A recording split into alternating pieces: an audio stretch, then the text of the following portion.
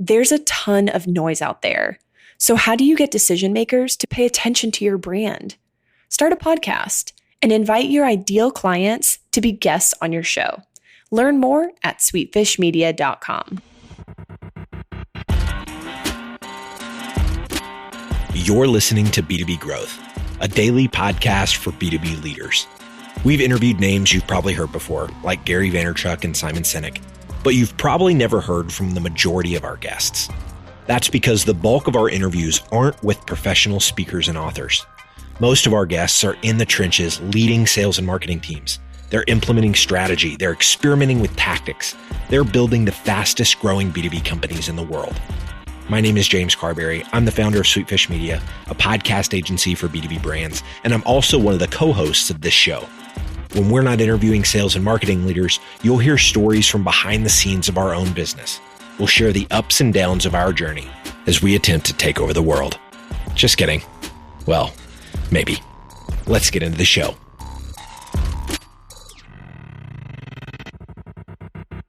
Welcome back to the B2B Growth Show. I am your host for today's episode, Logan Lyles. I am joined today by Chandar Pattabhiram. He is the CMO at Coupa Software. Chandar, thanks so much for joining us. How are you today?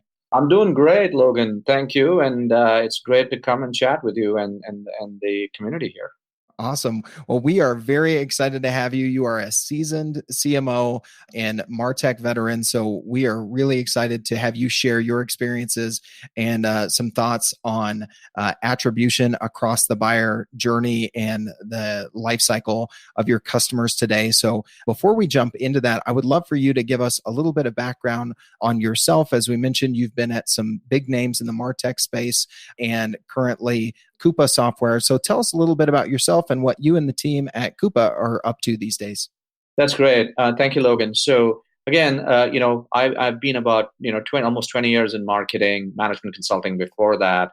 But even if I have to have a tagline for myself, I'll say marketer for life. I'm currently Chief Marketing Officer at Coupa Software. And what Coupa Software we do is just like what Salesforce.com is to sales is what we are to spend. Just like every company makes money, every company spends money. And just like Salesforce is the platform for pipeline and revenue, Coupa is the platform. It's the all-in-one platform for what we call business spend management. Just like CRM, that's BSM, business spend management, which is all aspects of spend from procurement to expenses to sourcing to, all the paying, invoicing, etc. All those components are in one platform from Coupa. We manage more than $750 billion of business spend today for some of the largest organizations in the world, as well as fast growth companies of all sizes. Mm-hmm. Before CMO at Coupa, I was Chief Marketing Officer at Marketo, obviously, a brand that a lot of marketers are associated with. And before that, I ran marketing, head of marketing for Badgeville, which is a platform for gamification. Before that, at IBM. Before that, at one of the first SaaS middleware companies called Cast Iron. So I've had marketing experience in small companies, medium-sized companies, as well as large companies like IBM, and kind of span the spectrum in driving marketing engines in companies of these different sizes. Yeah, definitely a unique perspective that comes with, running marketing teams at organizations, both large and small, in several of the names there as you're sharing your background, Chandar. I think that is great. And all of that experience, I think, is going to lead to some very valuable takeaways for our audience today as we talk about attribution. Let's open it up with this, Chandar, as we talk about, attribution as it relates to sales and marketing alignment. Tell us a little bit about your thoughts there as we dig into this idea of looking at attribution across the life cycle of your customers. Yeah, so if you look at the life cycle, maybe we can thin slice it and say attribution when it comes to, acquisition, which is typically sales and marketing. Then we can get into adoption and cross-sell, and then to advocacy, which is kind of, the highest part, if you look at it as a life cycle, the third part of it. So when it comes to acquisition, it's interesting. There's a lot of changes that's been happening with the advent, with the more democratization of account-based marketing. Now, historically, when it came to attribution, typically marketing team would do one of two things. One is there's a lot of measurements on MQLs and leads and what we have, what leads we're sourcing. The second aspect is there's always been kind of a stovepipe or a siloed look into the marketing mix. In other words, when people are developing what they call their plan of records for how to generate pipeline, they would say that sales has to generate 30%, marketing has to generate 40, 50%, partners have to generate 20%, etc., and come up with a mix, and as a result, project the amount of pipeline required in each of these discrete siloed functions. Well, that works in a world where there's a lot of predominantly inbound or broad-based marketing. That doesn't work in a world where there's account-based marketing, where collectively sales and marketing are going after the same set of accounts. In other words, if your company programmatically drives an ideal customer profile and says, okay, there's about 2,000 accounts we want to go after, or 1,000, or whatever the number is, then it's not sales and marketing exclusively or independently doing this. It's doing this in unison together and fishing in the same boat together. And that's where it becomes different in terms of attribution, that we should start looking at joint metrics as opposed to metrics like leads, etc., that is very marketing driven metrics within this world. Mm-hmm. So a couple of kind of, thin slicing that further, the first thing you would do in attribution today is think about the percentage of your business that's driven through account-based marketing and the percentage of your business that's driven through lead-based marketing. So for example, you would say that 60% of my business, of my new business bookings, I want to drive through account-based, and let's say 40% I want to drive through traditional lead-based, broad-based, or inbound marketing. Now, when it comes to account-based marketing, we should just separate, first of all, forget there's no concepts of leads, but really start looking at account nurturing. And then what you measure together in a sales and marketing joint conversation is the amount of opportunities generated in these accounts jointly by sales and marketing. So it's co-driving pipeline as opposed to traditionally sourcing pipeline. Mm-hmm. Number two, the amount of dollar value of pipeline that is co-driven by marketing and sales. And number three, the amount of new bookings in dollars that is co-driven by marketing and sales. So for example, you can have a target that's saying that 60% of the business needs to come from my account-based marketing revenue, or bookings needs to come from account-based marketing. And then you jointly measure attribution of sales and marketing into this. That's the big change in organizations that we're seeing in terms of, at least in Coupa, as well as other organizations, we're going from the traditional concept of sourcing to the traditional concept of co-driving and what I call an all-bound model. It's not inbound or outbound, it's an all-bound model. We're doing joint attribution to drive the best synergies between sales and marketing and account-based marketing work. It's story time again, and we're talking about search engine marketing. Today, I'm going to tell you about a challenge within Pelican Case's B2B division. Pelican needed a partner with deep B2B expertise that could get them a massive bump in leads from their pay-per-click campaigns without increasing spend. After vetting a handful of agencies, they decided to go with Directive Consulting, a B2B search marketing agency located in Southern California. Directive took on this challenge by refining their targeting and building custom landing pages for their advertising efforts. Once implemented, they saw a 208% increase in conversion rate. Needless to say, Pelican Cases met their initiative. And I have a hunch that Directive can get these kind of results for you too. So head over to directiveconsulting.com and request a totally free custom proposal. That's directiveconsulting.com. All right, let's get back to this interview. Was it tough for your team, Chandar, to make that transition to these different metrics, thinking about, this different approach to attribution in the acquisition stage? It is, because traditionally because budgets are created based on what's the cost of opportunity in a sourcing model, or cost an opportunity sourced by marketing is, let's say $3,000 per opportunity, or an opportunity sourced from, sales is so much, and they drive their budgets based on that. Mm-hmm. In a model where there's account-based marketing, it's difficult for people to get away from this concept of siloed sourcing to this concept of joint accountability, joint ownership of pipeline, and joint ownership of bookings. And that really takes, strong sales and marketing leadership to coming together, and also, convincing the CFO that, let's not run this in parallel tracks, but let's run it in a joint synergistic way between sales and marketing to drive the best alignment. Mm-hmm. And I love that analogy of in the same boat fishing together.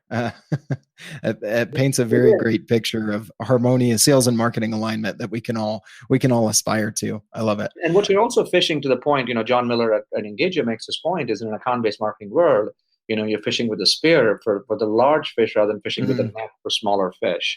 And that's, again, that takes longer. But what we also get is you can eat a lot more food when you get that relative to smaller fish. Right. I love it. All right. So if we move on from there and we look at from acquisition and we move to the adoption stage, tell us a little bit about, how we can think differently about attribution in this next stage of the customer lifecycle. Yeah, so typically what happens, Logan, is that 80 to 85% of marketing spend in B2B companies, and that comes in companies of all sizes, has been in the acquisition phase historically. Right. So marketing teams are focused on how do I drive leads to pipeline for my sales teams to close the customer. But I had very little investment in the life cycle of the customer. In other words, am I spending money on driving adoption marketing in a scaled way? Am I spending money on driving cross-sell marketing in a scaled way, etc.? So when it comes to attribution, the first thing marketing teams need to do is actually put investment of people and program dollars into this adoption marketing and cross-sell marketing. When I was at Marketo, originally when I got to Marketo, we didn't have anybody focusing on that. And by the time I'd left Marketo, for example, we had dedicated teams focusing on adoption and cross-sell. And similarly at Coupa, we have made the investment for adoption marketing, for example. And the simple idea there is that in a SaaS business, when you are in the business of renewals and pay as you go for customers also means don't pay as you go. So it's very important for them to adopt the capability that they have bought before they're going to buy more. So it's very important for marketing teams. And then if you start getting 1,000, 2,000 customers, it's very difficult for the customer account managers to have those one-to-one relationships at scale all the time. So that's when adoption marketing becomes important, where you can, in a scaled way, you can educate customers on the capabilities that they've bought and the best ways to adopt those capabilities. And the attribution there is how can marketing influence, in this case, the amount of adoption that is happening for the products that are being consumed. My question there, Chandar, is does that become tough? As you mentioned in a previous role, you were building out the team just so that there were dedicated resources to adoption marketing. Then I have to think that if it wasn't even there at all, really honing in on the attribution there has to be an even tougher next step. That's right. The first step to adoption marketing for attribution is actually have program and people dollars spent on it. Don't spend program and people dollars. There's nothing to attribute to. And that's just starting the challenge. Now, the second step to that life cycle is cross-sell, right? And a lot of times companies will, they want to go do cross-sell marketing and they have their sales teams, going and trying to do cross-selling products or upselling products to what customers already have. The challenge there is, and this is an analogy in our consumer lives too, is that we're not going to buy more from a company until we have consumed the original set of things that we have bought from the company. And that's why it's a sequential thing for us to look at, saying acquisition has to drive adoption, has to drive cross-sell. And in that particular case too, marketing can have a very strong influence in cross-sell where we can figure out customer journeys and at scale figure out what's the right time to cross-sell the right product for the customer with the right message at this stage of the journey in a very programmatic way. And if you do that right, then you're helping a sales team scale significantly as opposed to having these one-off conversations randomly in the life cycle of the customer. And the attribution, again, in this particular case, is the amount of cross-sell bookings that can be into the market. Right. I love it. All right. So we move from adoption and we get to advocacy. Tell us a little bit about building out, your capabilities to make sure that you're attributing things in the right way in this next stage of advocacy. Yeah. So advocacy becomes, very important metric in today's world because, we're living in a peer-bound world, just like in B2C, even in B2B, prospects are influenced by customers more than they are by the vendor themselves. Because face it, every mom is going to say that her baby is good looking, but not all babies are great looking when it comes to software. So as a result, and especially, in advocacy, you have to look at how do you invest in advocacy in your own channels and telling the story in customer's voice. And more importantly, invest in advocacy in earned channels. Whether that's, voice of customer initiatives, whether it's G2 Crowd, Trust Radius, as well as even peer insights by companies like Gartner, et cetera, and have customers tell your story in their words and their value. Talk about the value of light as opposed to the product, which is the candle. So, I always say that people buy candles because they need light, not because they want candles. So the ability to talk about the customer, talk about the value of your product becomes very important.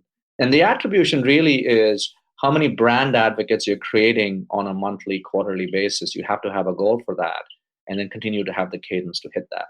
Because ultimately, if you boil it all down in what I've said, the two big, what I call the Mufasa metrics, the Lion King of all metrics that matter in the SaaS world is number one, lifetime value, and number two, number of brand advocates.